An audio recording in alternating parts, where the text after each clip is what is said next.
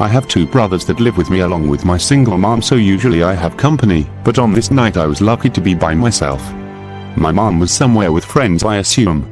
My older brother was out drinking, and my younger brother was with a friend spending the night. I had been watching The Twilight Zone most of the night along with scary YouTube videos. Usually they don't bother me, and this time was no different until I went into the kitchen. Something was watching me, I could feel it. I shook it off as paranoid thoughts. I opened the fridge and saw that there was a lot of beer and other alcoholic beverages left. I'm not much of a drinker, but my boredom got the best of me and I started drinking them.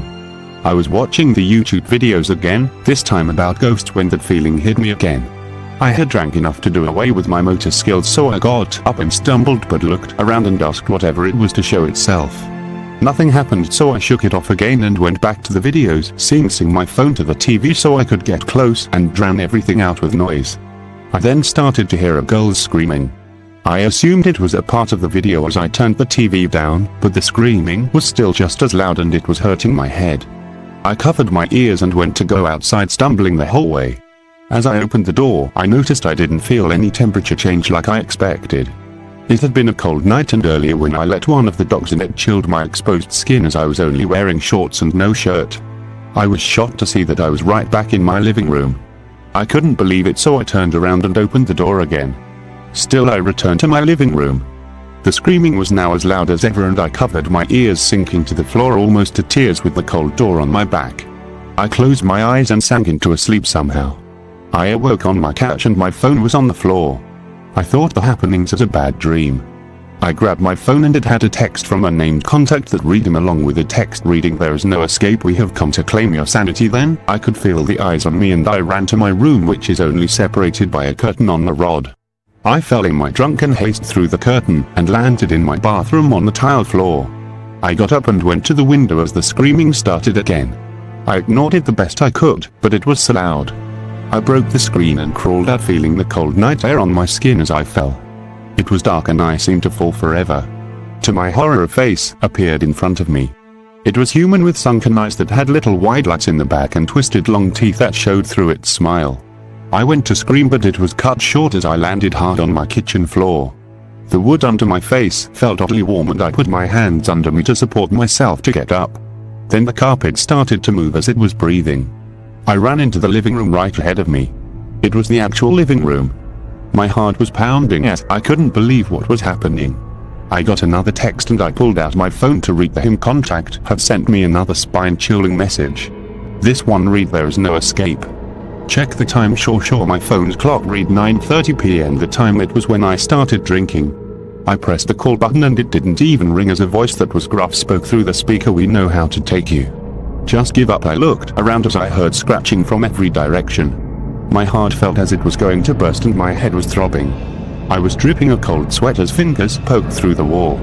They were bloody and unusually long for human fingers. I tried the last room I could, my mom's room.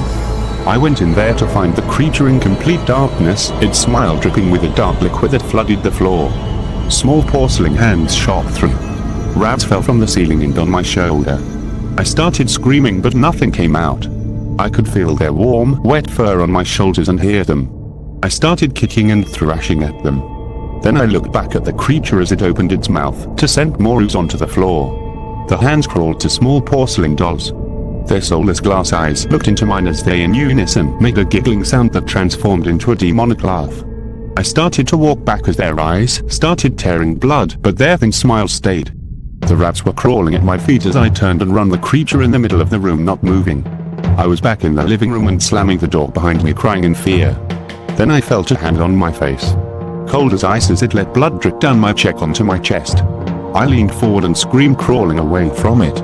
I looked around sobbing as I saw the fingers now had arms in hand. They were muscle all the way up to their wrists. The room seemed to breathe as it expanded and shrunk. I could feel a hot air come from the open doorways that seemed to burn my skin. I crawled to the bathroom and ended up in my bedroom. Bright red eyes seemed to cover the windows and the screaming started again.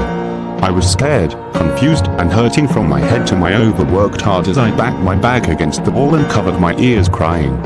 I felt a vibration on my leg and pulled out my phone. It was in the message sent me into an even bigger panic than before it read, "This is only the beginning. I tried 911 even though I knew it wouldn't work." When I typed the 3 numbers it wouldn't appear on the screen.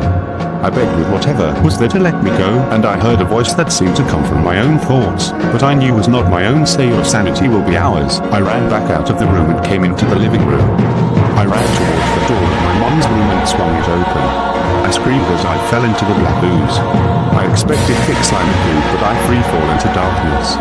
The creature started appearing everywhere and reaching its abnormally long hands at me, barely missing. I went to scream at it, but my voice was gone. Then I hit something cold and covered in rocks. I was in my driveway and my mom was pulling up. I got up and moved her out of her way. She asked why I was crying, but smelled the beer and put it off as me being dramatic. I begged her to not go inside and she ignored me walking in the door. I followed her as she went in with nothing happening. I followed, then the creature smiled at me from the ceiling and I was back in the basement. I heard my mother's cry for help as it tortured her for what seemed days, sending body part after part. Here I lay on the cold cement floor after what feels like weeks. I haven't gotten anything to eat or drink from the creature. He leaves me down here in my drunken haze. My phone still charged with the time 9:30 at the top. My mom's head on a spike as its twisted features stuck in fear staring at me. My brothers had returned home. I could hear them but they were spared. I could hear the cops search the house. I could hear them in the basement but could not see them. I screamed and screamed to nothing good happening. They found mom's body but no head. I could hear them and how they blamed me. I've tried to kill myself at least 100 times. Every time appearing in the damp dark hell with that damned monster grinning at me. He talks to me. He tells me I can help him rule. I just have to give my sanity to him. He says I can torture whoever I want. With every time I refuse his offer he sends something new and twisted after me. Last time it was my mother's head telling me how I should have saved her. It then opened its jaw to where I could fit my head in. It then let locusts out eating me alive. Of course, I came back here. I've cried all my tears and now numb to everything. The creature's deal seeming like my only escape, and you know what? I know a few people who should die.